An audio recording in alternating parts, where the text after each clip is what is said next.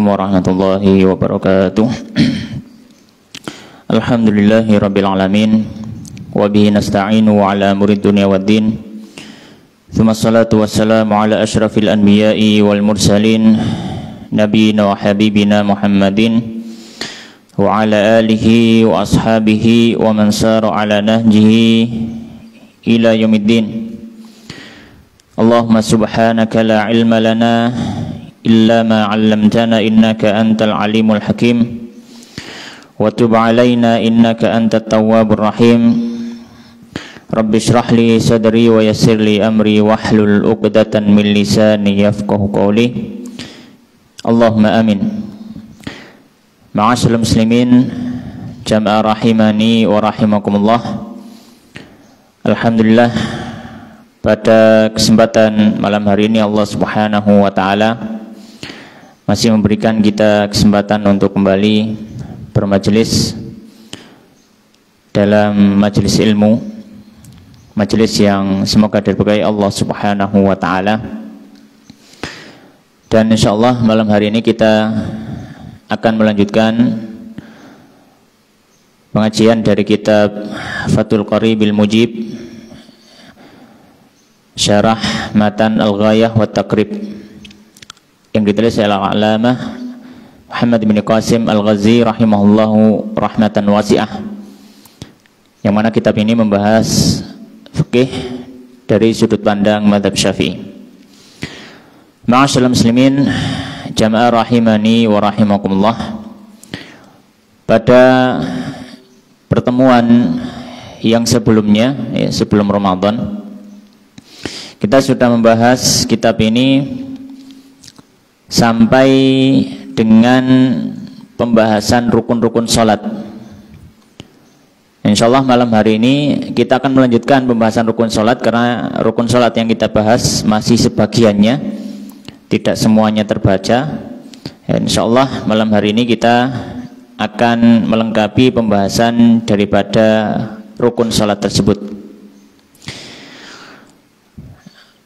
Maka di sini kita melanjutkan apa yang dikatakan oleh Al-Musannif rahimahullah ta'ala, yaitu pada rukun yang ke-9 daripada rukun salat.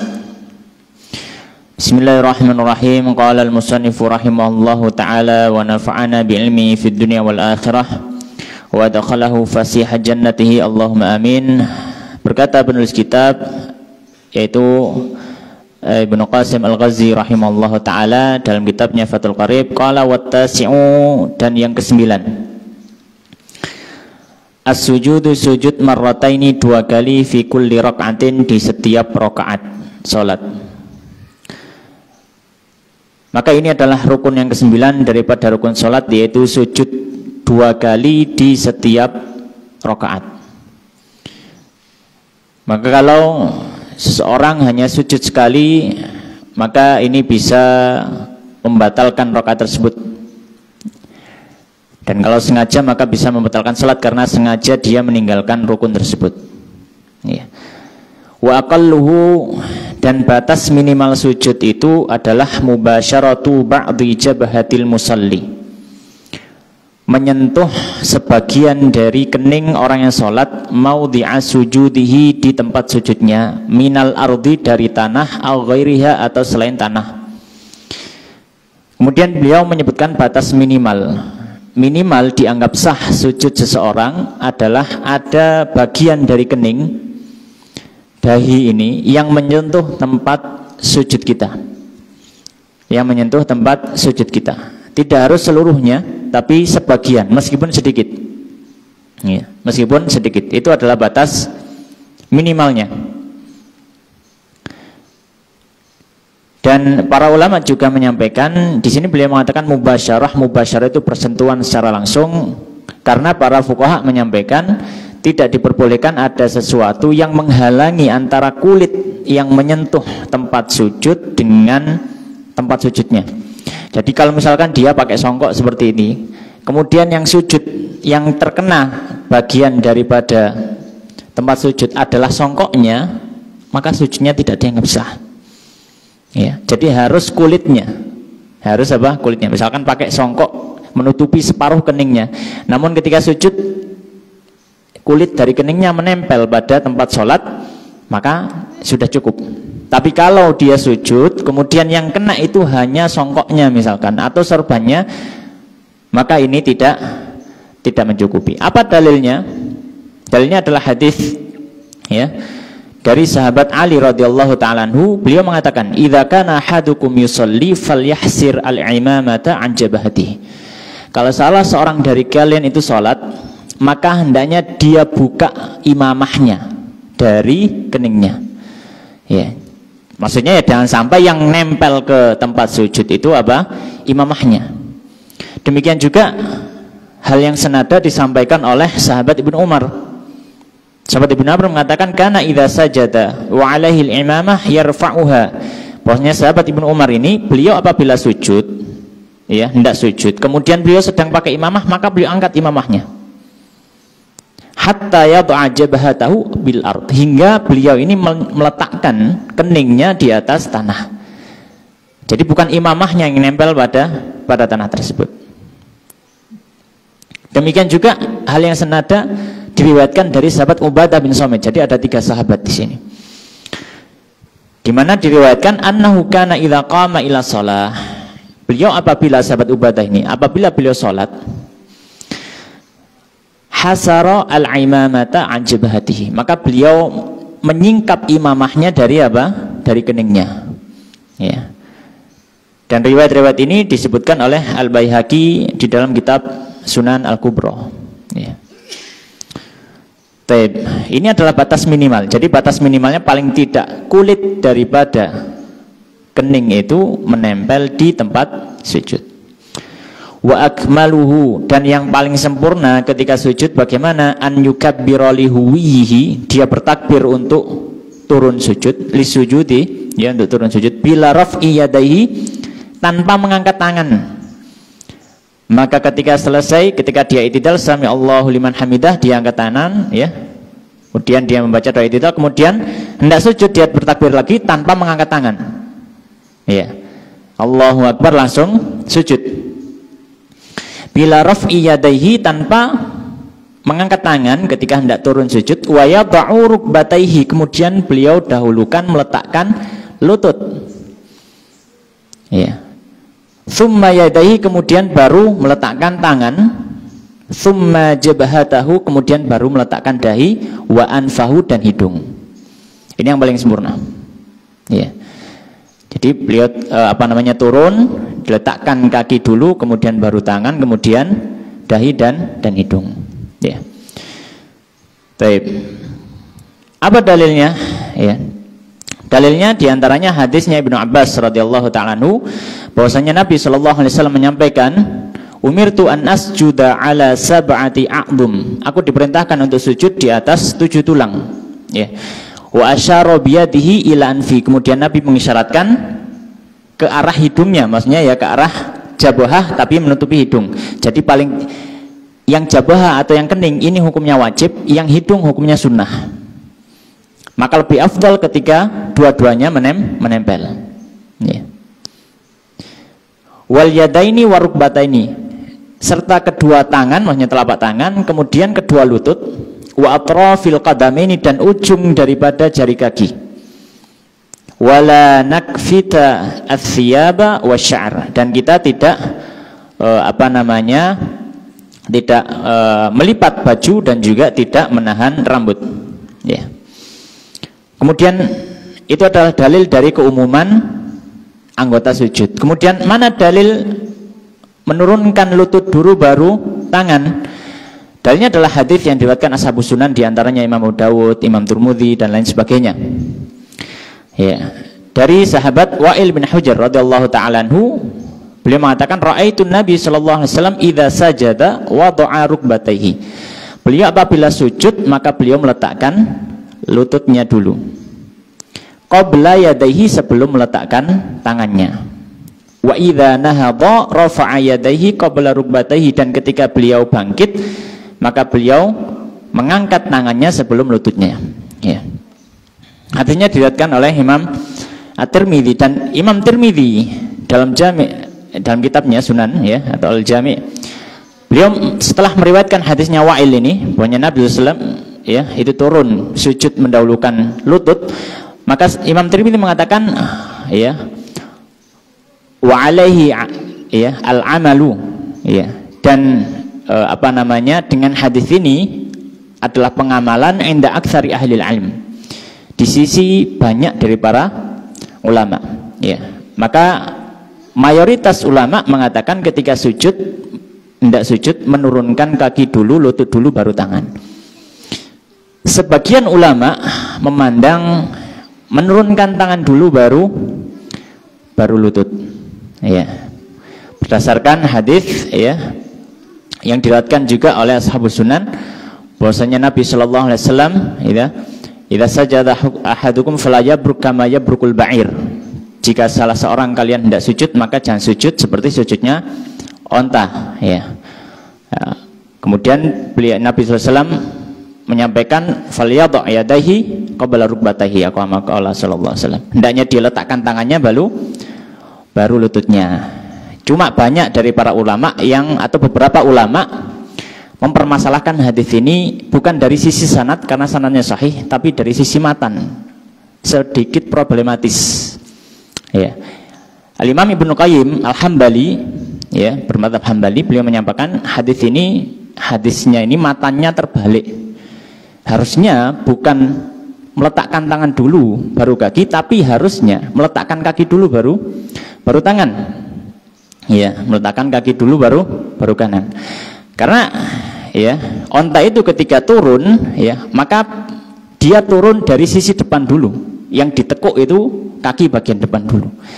Ya, maka yang turun adalah bagian depan. Maka kalau Nabi SAW melarang mencontoh onta seperti turunnya onta, harusnya turun bagian kaki dulu. Al-Imam An-Nawawi rahimahullah ta'ala dalam kitabnya Al-Majmu' ya, yang beliau bermadzhab Syafi'i, beliau menyampaikan hadis ini mutharib, goncang secara matan.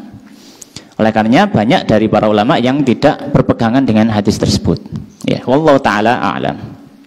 Ala kulli hal ya, bosnya hendaknya turun lutut dulu baru setelah itu kedua tangan ya.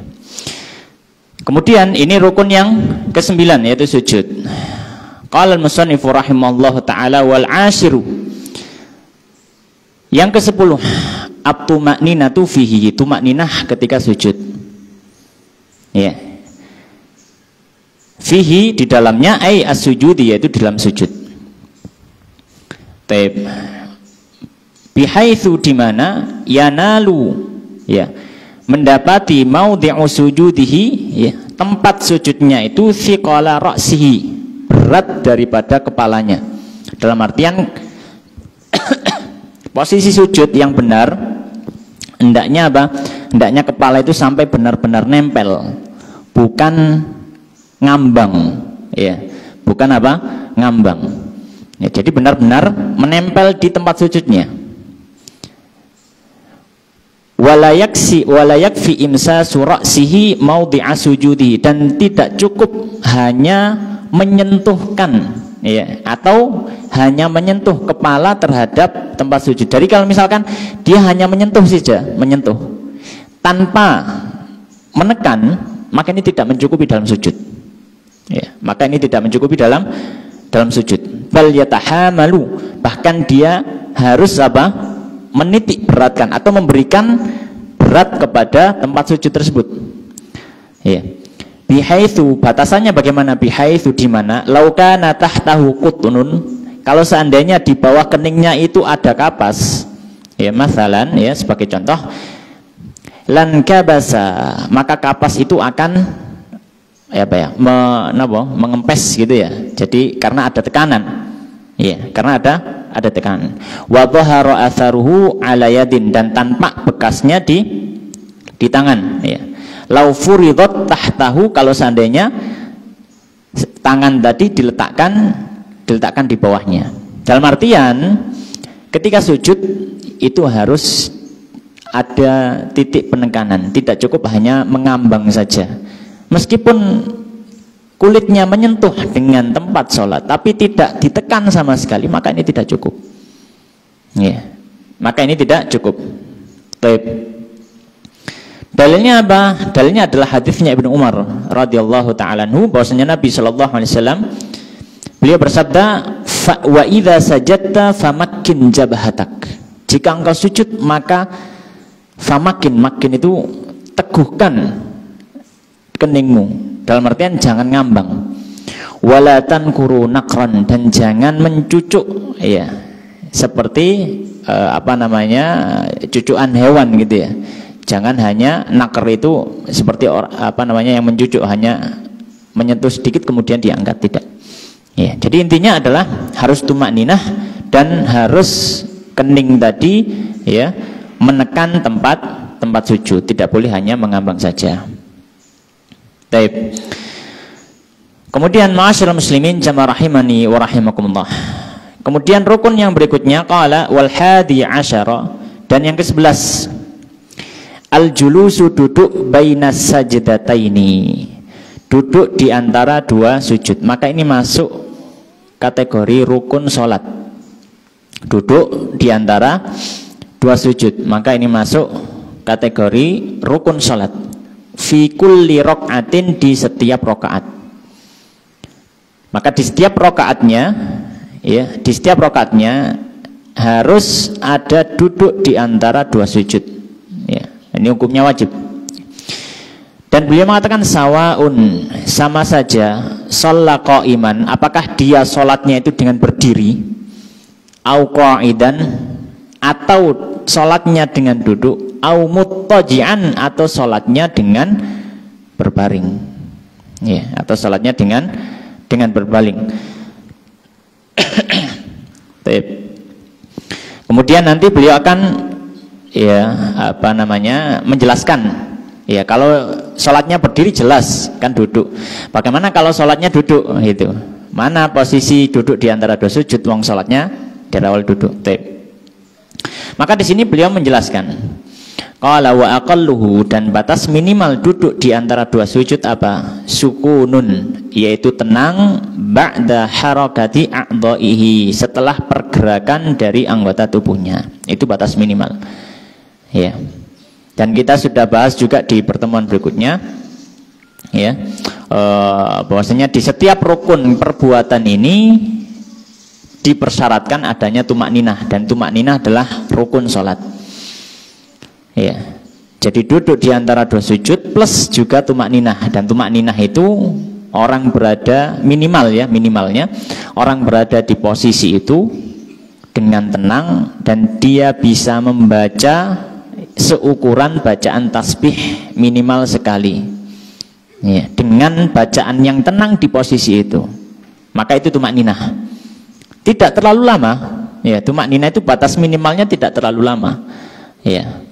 Ya mungkin 10 detik itu sudah batas minimal tumakninah, 10 detik atau mungkin 7 detik ya, sekitar itu.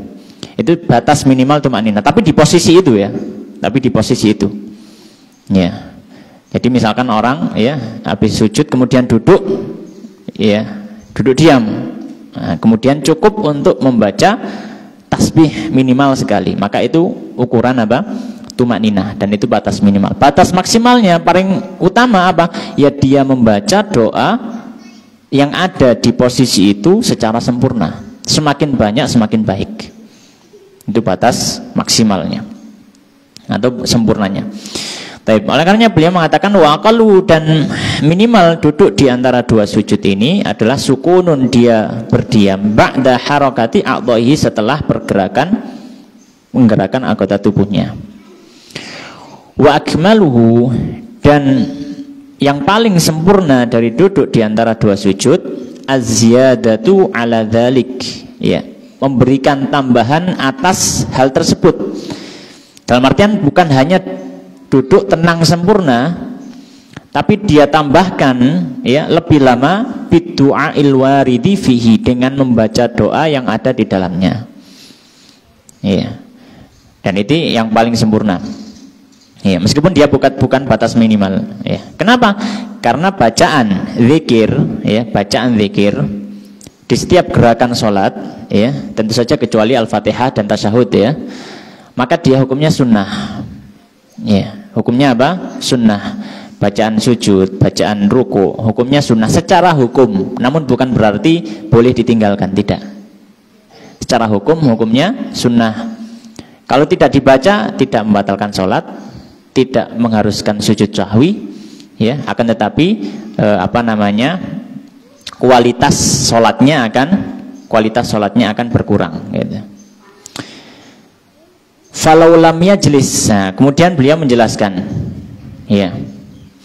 Bagaimana kalau posisi orang itu, ya, beliau mengatakan, kita baca dulu, falau lam yajlis bainas sajdataini, seandainya orang itu tidak duduk di antara dua sujud, ya, bal sara ilal julusi aqrabu au bal sara ilal julusi aqrab, bahkan dia itu dalam posisi yang hampir duduk, lam yasihha, maka dia tidak dianggap sah untuk duduk, ya. Jadi duduk di antara dua sujud itu posisinya memang harus duduk tegak. Posisinya memang harus duduk tegak. Kalau misalkan orang habis sujud, kemudian dia mau sujud pertama, kemudian dia mau bangkit, tapi belum sempurna duduknya, dia mungkin sampai segini gitu ya, agak merunduk, kemudian sujud lagi, maka ini tidak sah, ya, dan bisa mempengaruhi keabsahan sholat. Jadi duduk di antara dua sujud itu harus duduk sempurna seperti dia duduk tasyahud, ya. Tidak boleh hanya dapat agak merunduk kemudian langsung sujud yang kedua, maka tidak dianggap sah. Baik, nah, dan di antara doa yang bisa dibaca, ya, ketika duduk di antara dua sujud, ya, adalah apa yang diriwayatkan dari Nabi Shallallahu Alaihi Wasallam. Bawahnya beliau membaca doa Rabbi firli, Rabbi firli. Ini salah satu versi doa, ya. Rabbi firli diulangi 2 kali, ya. Dan ini yang paling pendek dari doa duduk di antara dua sujud, ya. Yang mana hadisnya ini sahih, ya, diriwayatkan oleh Abu Dawud dan Ibnu Majah dari Hudzaifah Ibnu Yaman radhiyallahu ta'ala anhu. Atau bisa juga membaca versi doa yang lainnya, ya. Yang doanya ini diriwayatkan oleh Ibnu Majah dalam kitab sunannya. Nabi membaca Rabbi firli warhamni wajburni warzuqni warfa'ni. Ini juga bisa dibaca, ya. Ini juga bisa dibaca. Atau membaca doa-doa yang lainnya diriwayatkan dari Nabi Shallallahu Alaihi Wasallam, ya. Taib, ya. Kemudian bertanya, bolehkah kita menggabungkan, ya, lafaz-lafaz dari doa yang diriwayatkan oleh Nabi SAW? Maka para fuqaha menyatakan boleh saja, silakan dibaca semua. Misalkan dia membaca Rabbi firli, kemudian ditambahi Rabbi firli warhamni wajburni warzuqni wahdini, boleh. Kemudian tambahi lafaz yang lain, ya. Kemudian ditambahi lafaz yang lain. Maka ini juga diperbolehkan, ya, selama lafaz-lafaz tadi memang tersebutkan di dalam hadis yang diriwayatkan dari Nabi Shallallahu Alaihi Wasallam. Baik. Kemudian sebelum masuk ke rukun berikutnya, ya, masalah terakhir adalah bagaimana hukumnya duduk di antara dua sujud bagi orang yang sholatnya dengan duduk atau dengan berbaring. Maka kalau orang yang duduknya sholatnya dengan duduk, maka posisi duduk di antara dua sujud jelas dengan duduk juga, karena dia duduk.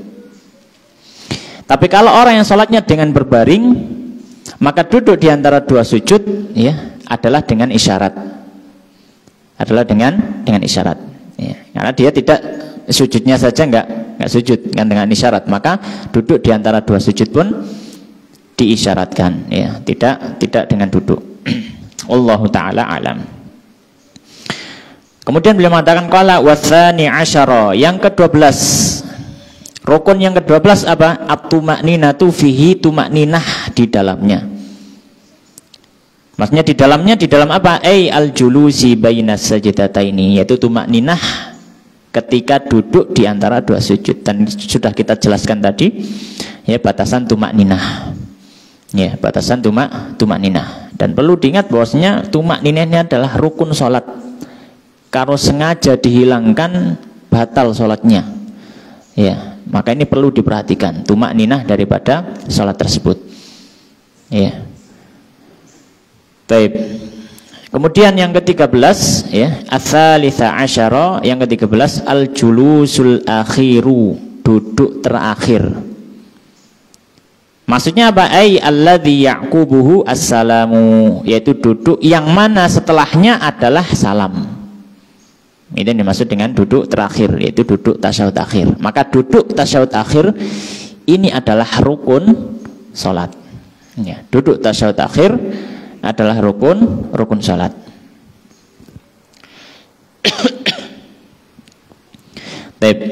Dalilnya apa? Kenapa kok duduk akhir ini adalah rukun salat?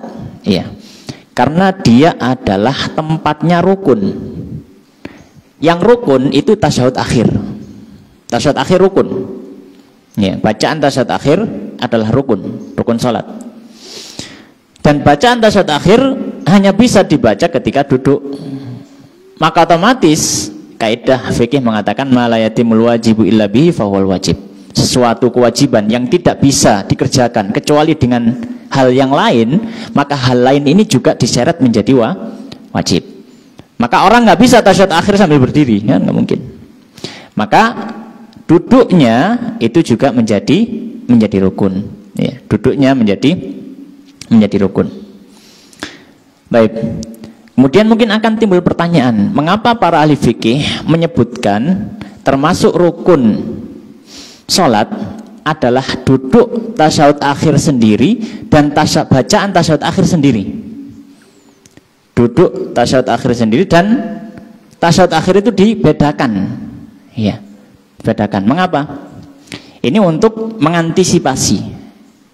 Barangkali ada orang yang dia tidak bisa baca tasyahud akhir karena udzur. Dia baru masuk Islam, misalkan. Dia baru masuk Islam. Maka para fuqaha mengatakan, ketika dia baru masuk Islam, kemudian dia nggak bisa baca tasyahud akhir. Meskipun tidak bisa baca tasyahud akhir, paling tidak dia duduk di tasyahud akhir. Ya. Ya, dia duduk di tasyahud akhir, ya. Dengan seukuran yang bisa dia baca ketika tasyahud akhir, kemudian dia baru salam. Ya. Maka tidak boleh kalau misalkan dia taruhlah nggak bisa baca tasyahud akhir, kemudian habis sujud kedua di rakaat terakhir, kemudian dia duduk mungkin 1 detik langsung salam, nggak boleh. Ya. Karena duduk tasyahud akhir adalah rukun tersendiri, meskipun dia nggak bisa tasyahud akhir. Ya. Ala kulli hal, termasuk rukun adalah al-julusul akhir, duduk terakhir atau duduk untuk tasyahud akhir yang setelahnya adalah ucapan salam. Rukun yang berikutnya warabi'a asyara, rukun yang ke-14 at-tasyahhudu fihi, tasyahud di dalam duduk terakhir itu. Yaitu maksudnya fil julusil akhiri, yaitu tasyahud di duduk yang bagian paling akhir dari sholat itu, ya, yang kita kenal dengan tasyahud akhir. Maka bacaan tasyahud akhir ini rukun, berbeda dengan tasyahud awal. Tasyahud awal dia itu sunnah ab'ad. Tasyahud awal dia itu sunnah ab'ad. Apa bedanya? Ya, bedanya kalau sunnah ab'ad, ketika dia ditinggalkan, dia nggak perlu dikerjakan, sholatnya tetap sah, tapi sujud sahwi, disunahkan sujud sahwi. Tapi kalau rukun, dia ditinggalkan, harus dikerjakan. Harus dikerjakan. Ya, ya sudah, ditinggalkan saja, batal sholatnya. Ya, nggak bisa. Atau kalau dia ditinggalkan secara sengaja, batal kalau rukun. Kalau sunnah ab'ad ditinggalkan secara sengaja, tidak membatalkan sholat.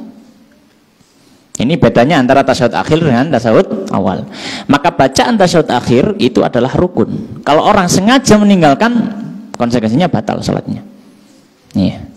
Kalau orang tidak sengaja meninggalkan, kemudian dia langsung salam, ya, misalkan, kemudian dia langsung salam, teringat, maka dia ulangi rakaat terakhir tersebut. Karena rakaat terakhir tersebut hilang satu rukunnya. Ya, hilang apa? Satu rukunnya. Maka dia rakaat terakhir itu, kemudian tasyahud akhir. Setelah tasyahud akhir, kemudian dia sujud sahwi. Kemudian setelah itu apa? Salam. Ya. Baik. Kemudian beliau menyampaikan bacaan tasyahud akhir. Beliau mengatakan wa aqallu tasyahud, dan batas minimal bacaan tasyahud apa? Yaitu dengan membaca at-tahiyyatu lillah salamun alaika tanpa as, tanpa alif lam. Kenapa? Karena di sebagian riwayat, termasuk yang diriwayatkan Imam Syafi'i dalam musnadnya, bacaan tasyahud itu tanpa ada alif lam. At-tahiyyatul mubarakatus salawatu at-thayyibatu lillah salamun alaika. Begitu riwayatnya. Itu dalam musnad Imam Syafi'i dan juga muwatta'nya Imam Malik. Tanpa ada alif lam. Jadi boleh dibaca tanpa alif lam. Ya. Tapi tentu yang lebih lengkap ditambah alif lam, karena itu lebih banyak berarti. At-tahiyyatu lillah salamun alaika ayyuhan nabi wa rahmatullahi wa barakatuh. Salamun alaina wa ala ibadillahi salihin. Asyhadu an la ilaha illallah wa asyhadu anna Muhammadan Rasulullah. Ya, maka ini ya adalah batas minimal bacaan tasyahud kalau menggunakan tasyahud ini, yaitu tasyahudnya Ibnu Abbas. Ini dikenal dengan tasyahudnya apa? Ibnu Abbas. Karena ada riwayat yang lain dari sahabat Ibnu Mas'ud, ya, at-tahiyyatu lillah wassalawatu wattayyibat dan seterusnya. Maka kalau membaca itu ya silakan dibaca itu. Tapi kalau membaca tasyahudnya Ibnu Abbas, ya, maka ya dibaca seperti ini boleh, ya, tanpa menambahkan alif lamnya, ya. Dan dalam mazhab Syafi'i, ya, Imam Syafi'i sendiri itu lebih memilih tasyahudnya Ibnu Abbas. Lebih memilih tasyahudnya Ibnu Abbas daripada tasyahudnya Ibnu Mas'ud. Mengapa? Karena Imam Syafi'i lebih memandang ke arah puji-pujian yang lebih banyak dikandung dalam tasyahudnya Ibnu Abbas. At-tahiyyatu al-mubarakatu as-salawatu at-thayyibatu lillah. Ya. Ada 4 pujian kepada Allah Subhanahu wa taala di awal tasyahud. Tasyahudnya Ibnu Mas'ud, ya. At-tahiyyatu lillah was-salawatu wat-thayyibat. Assalamu alayka. Setelah itu. Tasyahudnya Ibnu Mas'ud hanya ada 3. Tasyahudnya Ibnu Abbas ada tambahan al-mubarakat. Itu yang tidak ada di lafadznya Ibnu Mas'ud. Oleh karenanya Imam Syafi'i lebih memandang ini lebih afdal. Kenapa? Lebih banyak pujian kepada Allah Subhanahu wa taala. Sebagian ulama ya memandang lebih memilih tasyahudnya Ibnu Mas'ud. Kenapa? Karena sanadnya lebih sahih. Meskipun sama-sama sahih, sanadnya lebih sahih Ibnu Mas'ud. Tapi Imam Syafi'i tidak memandang dari sisi sanad. Kenapa? Sama-sama sahih, sama-sama bisa diamalkan. Untuk apa dipandang dari sisi sanad? Ya. Makanya Imam Syafi'i lebih memilih dipandang dari sisi banyaknya lafaz pujian kepada Allah Subhanahu wa taala. Baik, wa akmalu at-tasyahud. Kemudian beliau menyebutkan dan paling sempurnanya tasyahud adalah bacaan at-tahiyyatul mubarakatus salawatut thayyibatu lillah. Assalamu alayka ayyuhan nabiyyu wa rahmatullahi wa barakatuh. Assalamu alayna wa ala ibadillahi salihin. Asyhadu an la ilaha illallah wa asyhadu anna Muhammadan Rasulullah. Maka ini tasyahudnya Ibnu Abbas, ya, diriwayatkan ya, di dalam kitab-kitab Sunan, disebutkan juga diriwayatkan Imam Syafi'i dalam kitab Musnadnya, diriwayatkan oleh Imam Malik dalam Al-Muwatta dan seterusnya. Kalau tasyahudnya Ibnu Mas'ud memang diriwayatkan dalam Sahih Bukhari Muslim. Ya, Sahih Bukhari Muslim. Tapi para ahli hadis sepakat kedua hadis ini sahih, bisa diamalkan keduanya. Baik. Ma'asyiral muslimin jamaah rahimani wa rahimakumullah. Ya. Kemudian sebelum kita membahas pembahasan berikutnya, kita akan membahas satu masalah dalam bacaan tasyahud. Ya. Yang disebut dengan masalah ziyadatus as-siyadah, tambahan mengucapkan sayyid di dalam bacaan tasyahud. Ya, maksudnya ketika membaca tahiyatul mubarakatus salawatu thayyibatulillah, assalamu alayka ya nabi wa rahmatullahi wa barakatuh, assalamu alayna wa ala ibadillahi salihin, asyhadu an la ilaha illallah wa asyhadu anna sayyidana Muhammadan Rasulullah. Ada tambahan sayyid. Maka bagaimana pandangan para fuqaha dalam hal ini? Ya. sebagian para fuqaha ya, paling tidak ada 3 pandangan. Ya, ada tiga pandangan dalam hal ini. Ya, atau 2 pandangan, dua pandangan. Pandangan yang pertama, tentu saja yang utama adalah tidak menambahkan lafadz sayyid ini. Ya, tentu saja yang utama adalah tidak menambahkan lafadz sayyid ini. Mengapa? Karena lebih mengutamakan nas yang ada, teks hadis yang ada, lebih mengutamakan itu. Maka tidak perlu menambahkan lafadz sayyid. Ya. Itu pendapat yang pertama. Ya, pendapat yang pertama dari para ulama. Pendapat yang kedua, ya, pendapat yang kedua, dan ini yang masyhur dari para fuqaha Syafi'iyah, diperbolehkan untuk menambahkan lafadz sayyid tersebut, dan bisa jadi ada yang mengatakan juga lebih utama. Tapi sebagian fuqaha menyatakan boleh saja. Tapi lebih utama mana? Ya sama-sama saja gitu, nggak ada yang lebih utama. Ada juga bahkan mengatakan lebih utama nambahi sayyidana. Ya, jadi ada 2 pendapat di sini. Ya, kalau kami pribadi lebih memandang tidak perlu menambahkan sayyid tersebut, karena itu lebih dekat terhadap lafadz hadis itu. Tapi kalau misalkan gimana kalau nambahi sayyid, ya silahkan, tidak masalah gitu ya. Memang ada khilaf di antara para ulama. Ya, ada khilaf di antara para ulama dalam hal ini. Taib. Dan ini juga disebutkan oleh ya Syekhul Islam Zakaria Al-Ansari dalam kitabnya Asnanul Matalib. Ya. Nah, alasannya apa? Alasannya yang diperbolehkan menambahkan sayyid tadi karena sulukul adab afdal. Karena itu lebih beradab kepada Nabi Shallallahu Alaihi Wasallam ketika menyebutkan nama Nabi Shallallahu Alaihi Wasallam menambahi sayyid tersebut. Ya, menambahi apa? Sayyid tersebut. Ya, ya seperti ini. Tapi itu sifatnya itu bukan tambahan, itu hadis bukan. Sifatnya itu seperti apa ya? Kita bahasakan itu kalimat tiradiyah. Jadi seperti kayak dalam kurung, seperti Muhammad sallallahu alaihi wasallam, ya, Jibril alaihi salam. Jadi tambahannya itu gitu. Tidak ada yang meyakini bahwanya itu tambahan kita dan itu masuk hadis, nggak ada yang meyakini seperti itu. Tapi yang dimaksud menambahkan sayyid itu seperti apa? Jumlah i'tiradiyah. Jadi kalimat tambahan sebagai bentuk pengagungan.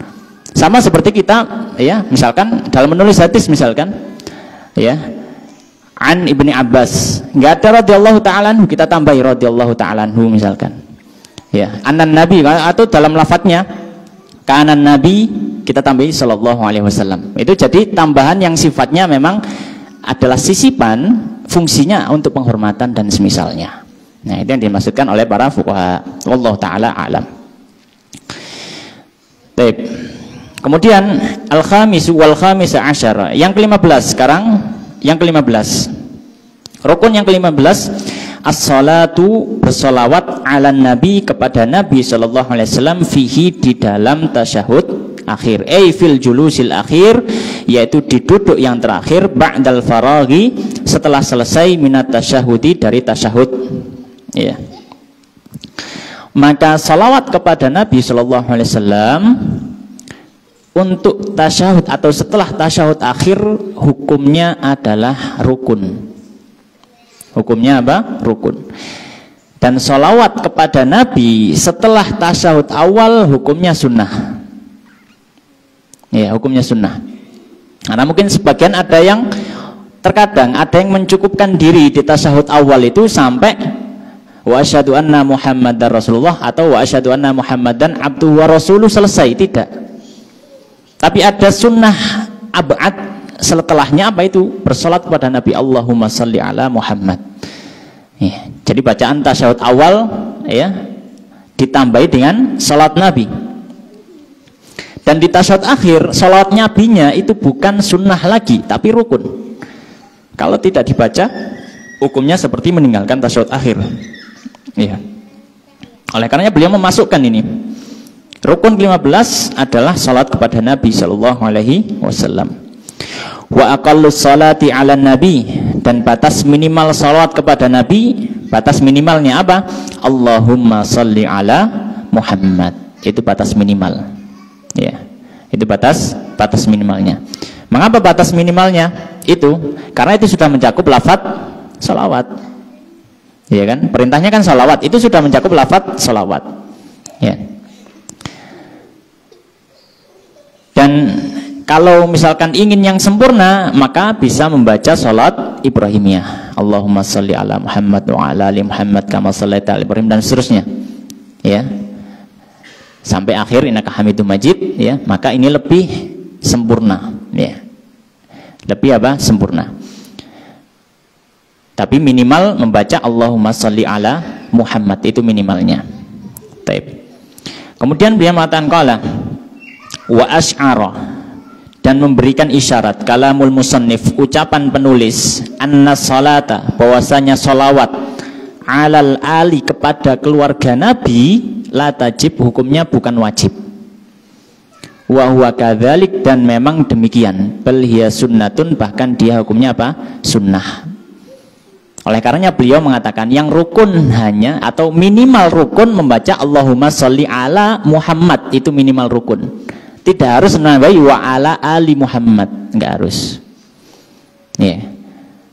Tapi kalau lebih sempurna ditambahi salat kepada keluarga Nabi Shallallahu Alaihi Wasallam, kepada Nabi Ibrahim Alaihissalam.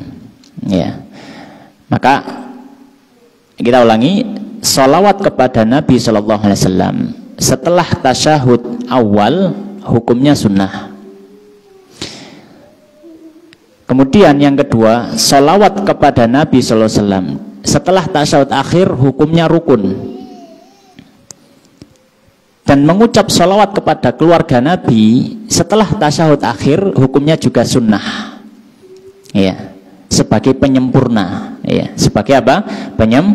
Penyempurna. Ala kulli hal, ya, kalau misalkan membaca salat Ibrahimiyah secara sempurna juga tidak mengapa, ya, tidak masalah. Hanya saja para fuqaha menyatakan untuk tasyahud awal hendaknya mencukupkan diri dengan membaca salat kepada Nabi saja. Tidak perlu membaca salat Ibrahimiyah secara sempurna. Kenapa? Karena nanti durasinya akan sama dengan tasyahud akhir. Kan kalau misalkan tasyahud awal baca tasyahud plus salawat pada Nabi secara dengan dengan lengkap. Tasyahud akhir juga sama, nanti durasinya sama. Nah, terus apa masalahnya? Masalahnya ada satu hadis dari Nabi Shallallahu Alaihi Wasallam, hadisnya Ibnu Mas'ud radhiyallahu taala anhu, yang diriwayatkan Imam Tirmidzi dan sebagainya, ya, dari ashabus sunan. Kana Rasulullah Sallallahu Alaihi Wasallam idza jalasa fi raq'atail al-ulayain, Nabi SAW ketika duduk di 2 rakaat pertama, berarti tasyahud awal, ka'annahu ala radhaf, beliau duduk seperti di atas batu panas. Maksudnya apa di atas batu panas? Beliau duduknya tidak lama. Ya, oleh karenanya harus dibedakan antara tasyahud awal dengan tasyahud akhir.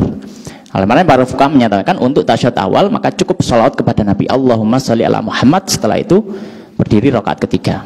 Tapi untuk tasyahud akhir dianjurkan bersalawat juga untuk keluarga Nabi, ya, kalau bisa juga salat Ibrahimiyah, ya, kalau bisa baca juga salawat Ibrahimiyah. Baik. Mungkin adzan terlebih dahulu, kemudian kita akan lanjutkan sedikit.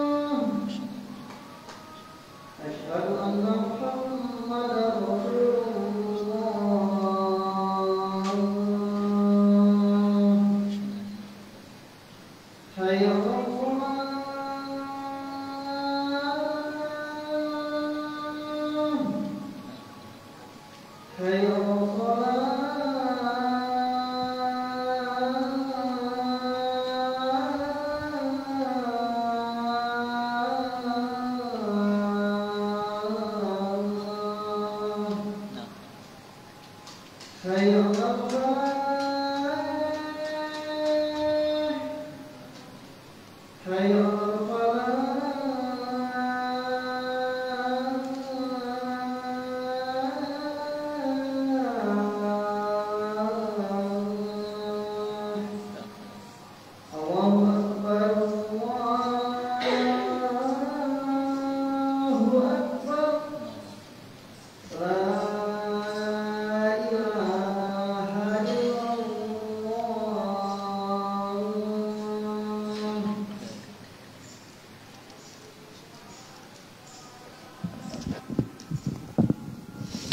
kita akan lanjutkan sedikit.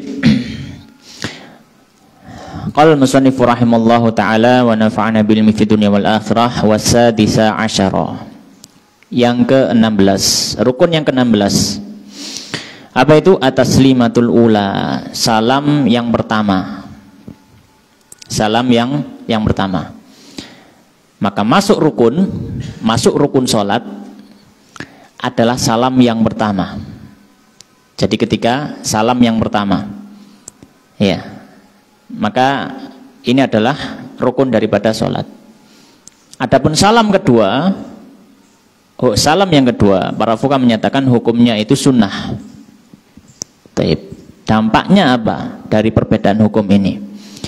Dampaknya nanti ketika misalkan ada kasus orang setelah salam pertama dia kentut. Assalamualaikum warahmatullahi, kentut. Apakah dia harus mengulangi sholatnya karena sholatnya sudah batal, tidak dianggap sah karena belum salam kedua? Atau dia tidak perlu mengulangi sholatnya karena dia sudah keluar dari seluruh bagian sholat? Para fuqaha menyatakan dia tidak perlu mengulang sholatnya. Mengapa? Karena dia dianggap sudah keluar dari bagian sholat, seluruh bagian sholat. Loh, tadi katanya sunnah kedua adalah salam kedua adalah sunnah. Iya, sunnah. Sunnah itu apa sih? Sunnah itu ketika dikerjakan atau tidak dikerja, atau ketika dia ditinggalkan, dia tidak akan mempengaruhi keabsahan satu ibadah. Sunnah itu ketika dikerjakan tidak akan mempengaruhi keabsahan satu ibadah. Ya, ketika tidak dikerjakan. Ya. Baik, maka ketika orang tadi sudah salam yang pertama, itu rukun terakhir, maka itu batas terakhir sholat. Adapun sunnah setelahnya itu salam yang kedua, maka itu sebagai tambahan keutamaan. Dan dia ketika ditinggalkan tidak akan mempengaruhi keabsahan sholat, meskipun secara afdoliyah tentu tidak afdol, tidak bagus. Tapi kalau misalkan untuk menghadapi kasus, tapi ini ya bukan berarti orang assalamualaikum warahmatullahi terus ngatik sudah pergi, enggak seperti itu, tidak mengajarkan seperti itu. Kita sudah beberapa kali jelaskan ya, para fuqaha itu ketika menjelaskan hukum, ini hukumnya wajib, hukumnya sunnah, itu bukan berarti oh nek ngono aku tak nglakoni sing wajib bae sunnah tak lakoni, bukan seperti itu maksudnya para ulama itu. Karena memang hukum ini diperlukan, ya, diperlukan untuk bisa menjawab ketika ada satu peristiwa. Kalau nggak ada peristiwanya ya secara asal kita kerjakan semua gitu. Itu seorang muslim. Ya, bukan berarti ndelek gampang ya, wis sing wajib-wajib ae, sing sunah-sunah gak usah. Enggak seperti itu. Seorang muslim tidak seperti itu. Ya, itu bukan spirit atau bukan roh daripada upaya para fuqaha ketika membagi-bagi hukum itu. Dan para fuqaha ketika membagi hukum juga apa namanya istilahnya keangger gitu loh, bukan wis sakarepku dhewe, tidak berdasarkan hawa nafsu. Mereka para ulama berdasarkan dengan landasan-landasan yang bisa dipertanggungjawabkan secara ilmiah gitu. Tapi ala kulli hal, salam yang pertama ini masuk rukun. Kemudian beliau mengatakan wajibu dan wajib iqa'us salami, meletakkan salam itu halal qu'udi, dalam kondisi duduk. Ya. Maka kalau misalkan dia habis tasyahud, habis salawat, kemudian tiba-tiba dia beranjak berdiri, kemudian baru salam assalamualaikum warahmatullahi, tidak dianggap sah salamnya. Tidak dianggap sah salamnya. Ya. Maka salam itu dianggap sah ketika dalam posisi apa? Duduk. Wa aqalluhu, dan minimalnya assalamualaikum marratan wahidah. Minimalnya adalah dengan mengucap assalamualaikum. Ya, sekali. Ini minimal. Wa akmaluhu, dan yang paling lengkap, ya. Dan yang paling lengkap Dalam artian maratan wahidah, mengucap salam sekali dia cuma mengucap assalamualaikum, sudah selesai, tidak salam kedua gitu. Itu minimal karena dia kan rukun ya. Wakmalu, tapi yang lengkapnya assalamualaikum warahmatullahi marrataini, 2 kali yaminan washimalan, dengan menoleh ke arah kanan, dengan menoleh ke arah kiri. Maka ini yang paling sempurna. Jadi mengucap assalamualaikum warahmatullah, assalamualaikum warahmatullah. Dan diriwayatkan di sebagian hadis Nabi SAW ketika mengucap salam hatta yura bayadha khaddihi, sampai terlihat putihnya pipi Nabi dari arah belakang. Jadi ketika noleh paling tidak pipinya sudah terlihat dari belakang. Ya, bukan hanya berisyarat sedikit, tidak. Ya. Dalilnya apa? Dalilnya adalah hadis yang diriwayatkan oleh sahabat Ali radhiyallahu taala anhu. Nabi sallallahu alaihi wasallam menyampaikan miftahus sholatit tuhur wa tahrimuhat takbir wa tahliluhat taslim. Ini yang menjadi dalil kenapa kok yang rukun itu cuma salam sekali. Nabi mengatakan pembuka sholat itu ya miftah ya, kuncinya sholat itu adalah bersuci tuhur ya. Pengharam sholat dalam artian yang membuat sholat itu jadi masuk ya, kondisi sholat adalah takbir, Allahu Akbar, itu lafaz takbir. Wa tahliluha, dan yang menghalalkan sholat dalam artian sudah membuat orang keluar dari sholat, at-taslimu, salam. At-taslim dalam bahasa Arab itu mufrad, karena kalau 2 kali namanya taslimaini. Jadi kalau belajar bahasa Arab kan ada mufrad, mutsanna, jamak itu ya. Dalam hadis, lafaz hadis taslim itu salam. Salam ya berarti ya sekali cukup namanya salam ya. Tapi kalau misalkan 2 kali ya taslimatain atau taslimain gitu. Tapi oleh karenanya Imam Syafi'i mengatakan ya salam sekali itu menjadi rukun, tapi kalau tambah 2 kali maka lebih afdal. Dan bacaan minimal adalah assalamualaikum. Yang lebih utama dengan menambah warahmatullah ya, dengan menambah apa? Warahmatullah. Dalilnya apa? Dalilnya adalah beberapa hadis ya. Dalilnya hadis yang diriwayatkan oleh beberapa ulama ya. Di antaranya diriwayatkan Imam Tirmidzi, Imam Ibnu Majah dan lainnya. Dari hadisnya Ammar bin Yasir ya radhiyallahu ta'ala anhu, beliau menyampaikan bahwasanya Nabi sallallahu alaihi wasallam kana yusallimu an yaminihi wa an yasarihi. Nabi sallallahu alaihi wasallam salam ke arah kanan dan ke arah kiri, assalamualaikum warahmatullah, assalamualaikum warahmatullah ya, assalamualaikum warahmatullah, assalamualaikum warahmatullah ya. Dan ini ya, dan ini adalah yang paling utama ya, ini yang paling utama. Sebagian ulama menyampaikan diperbolehkan juga menambahkan wa barakatuhu untuk salam yang pertama saja.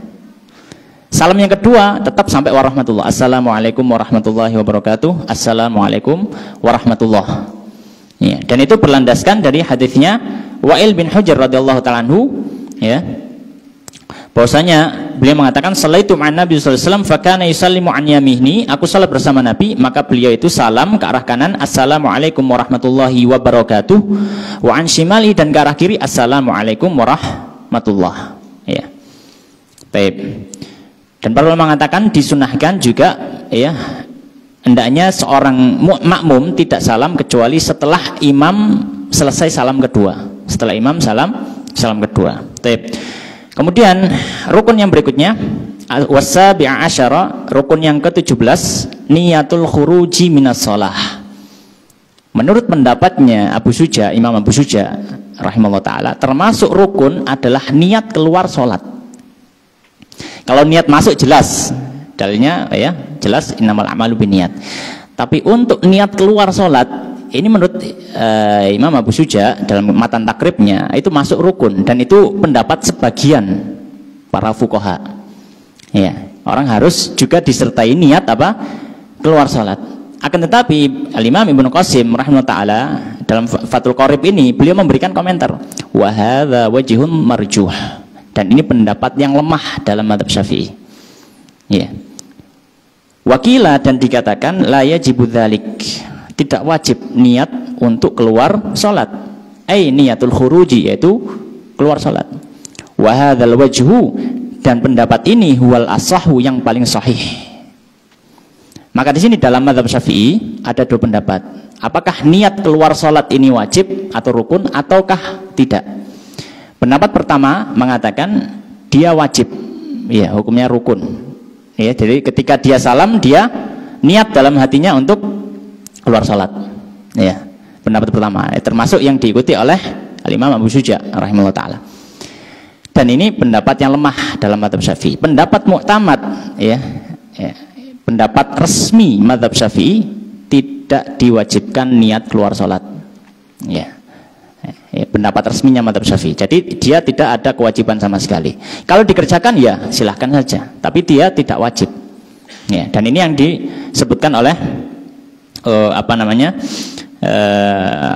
Ibnu Qasim Al-Ghazi dalam Fathul Qarib, ya. Dan ini juga disepakati, disetujui oleh para fuqaha Syafi'iyah, jumhur fuqaha Syafi'iyah. Taib. Nah, kenapa pendapat yang paling kuat atau menjadi pendapat resminya mazhab Syafi'i kok tidak perlu niat keluar sholat? Karena dikiaskan kepada ibadah yang lain. Ibadah yang lain ketika selesai tidak perlu niat untuk selesai. Niatnya di awal saja, ketika di awal ibadah, ya. Baik. Kenapa? Dan juga disebutkan, ya, karena niat yang di awal itu, niat untuk ibadah itu sudah mencakup ibadah dari awal sampai selesai gitu. Jadi nggak perlu niat untuk keluar lagi gitu. Baik. Ala kulli hal itu pendapat dari para fuqaha. Kemudian rukun yang terakhir watsamina asyara, yang ke-18, yang terakhir, rukun terakhir, tartibul arkan, mengurutkan rukun-rukun sholat. Ya. Jadi harus berurutan. Rukun sholat dikerjakan secara berurutan. Ya. Hatta baina tasyahudil akhir, hingga antara tasyahud akhir wassalati ala nabi, dan salat kepada Nabi sallallahu alaihi wasallam fihi, di dalam tasyahud akhir. Ya. Maka tidak boleh ketika orang duduk di duduk terakhir sholat kemudian dia sholat dulu baru tasyahud, maka sholawatnya tidak dianggap. Maka setelah baca tasyahud harus ngulang sholawat. Ya. Taib. Nah, ini adalah rukun, ya. Dalilnya apa? Dalilnya adalah hadis Nabi SAW secara umum, sallu kama ra'aitumuni sholli, salatlah kalian seperti salatku. Dan Nabi SAW ketika salat ya berurutan seperti itu, tidak pernah disungsang, ya, tidak pernah disungsang. Kemudian beliau mengatakan wa qaulu, dan ucapan beliau ala ma dzakarnahu, atas apa yang kita sudah sebutkan dari rukun-rukun tadi, yaitu harus urut. Yustasna minhu, dikecualikan harus urut itu apa? Wujubu muqaranatin niyah li takbiratil ihram. Ya. Kewajiban, ya, adanya niat bersamaan dengan takbiratul ihram. Ya, kita sudah bahas tentang masalah ini. Ya, hukum asalnya harus berurutan, namun ada beberapa rukun yang dia dikerjakan bersamaan. Di antaranya apa? Niat dan takbiratul ihram. Maka ini dikerjakan secara bersamaan menurut pendapat yang resmi dalam mazhab Syafi'i. Wa muqaranatil julusil akhir litasyahud wassalati ala nabi sallallahu alaihi wasallam. Dan yang kedua dikecualikan kebersamaan antara duduk dengan membaca tasyahud akhir plus membaca salawat. Jadi duduk ini bareng dengan tasyahud dan bareng dengan salawat. Ya, maka ini memang dikerjakan bersamaan, bukan berurutan. Tapi ala kulli hal selain ini maka dikerjakan secara berurutan, ya, karena keumuman sabda Nabi sallallahu alaihi wasallam, sallu kama ra'aitumuni usolli, salatlah kalian sebagaimana melihatku salat. Demikian yang bisa kita bahas pada kesempatan malam hari ini. Semoga ada ilmu yang kita dapat bermanfaat dan kita bisa amalkan, kita bisa sebarkan pada yang lainnya. Wallahu ta'ala alam, wa sallallahu wa sallim wa barik ala nabiyina Muhammadin wa ala alihi wa ashabihi ajma'in. Kita akhiri dengan doa kafaratul majelis. Subhanakallahumma wa bihamdika asyhadu an la ilaha illa anta astaghfiruka wa atubu ilaik, wa akhiru da'wana alhamdulillahirabbil alamin. Assalamualaikum warahmatullahi wabarakatuh.